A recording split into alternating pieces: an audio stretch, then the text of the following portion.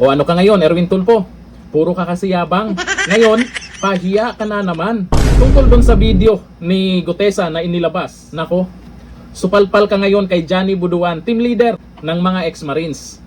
Na kung saan, binuking niya kung ano ang katotohanan sa video na yan. At doon sa pinagyayabang ni Erwin Tulfo na isa-isa daw babaliktad itong mga ex-Marines. Naku po, akala mo lang yan. Yun dito sa balita ngayon. Kinontra ni Brave 14 team leader Johnny Buduan ang pahayag ni Senator Erwin Tulfo na tila isa-isang umatras ang testigo sa flood control investigation. Nauna nang sinabi ni Tulfo, ang sabi ni Tulfo na itong nakaraan, nakita nyo naman yung mga testigo. Yan ang pinagyayabang niya. Umatras isa-isa, hindi ba?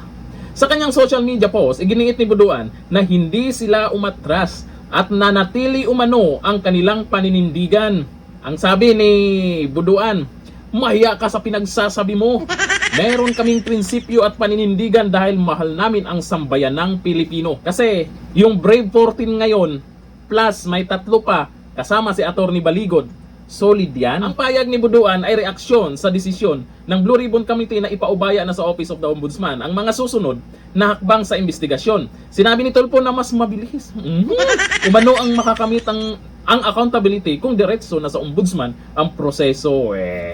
Aminin mo na lang, hindi mo kayang paimbestigahan dyan sa Senado kasi ikaw mapapahiya, ikaw ang kawawa. O eto, dun sa video na inilabas nyo, o ayon dito kay Johnny Buduan, question ni Brave 14 ex-Marine team leader Johnny Buduan ang video na recantation ni retired Marine Orly Gutesa na muling umiikot kasunod ng pagbawi nito sa kanyang naunang testimonya. Kalakip ng social media post ni Buduan ang payag ni Senator Erwin Tulfo na nagpapasalamat sa recantation ng ilang dating sundalo. Ito ang katotohanan sa video na yan. Tulfo, puro ka talaga yabang. Sabi ni Buduan, hindi umano bago ang video ni Gutesa at kuha pa raw ito noong September 2025. Fake news! Nako, yan pinapalabas nyo ngayon. Hindi ba kayo nahihiya sa mga sarili nyo? Ay, Tulfo, mahihiya? Ito ang sabi, hamakin mo. Yang pinapalabas nyong video niya kagabi ay kuha nyo pa yan last year, September 2025. 10 months na ang nakaraan.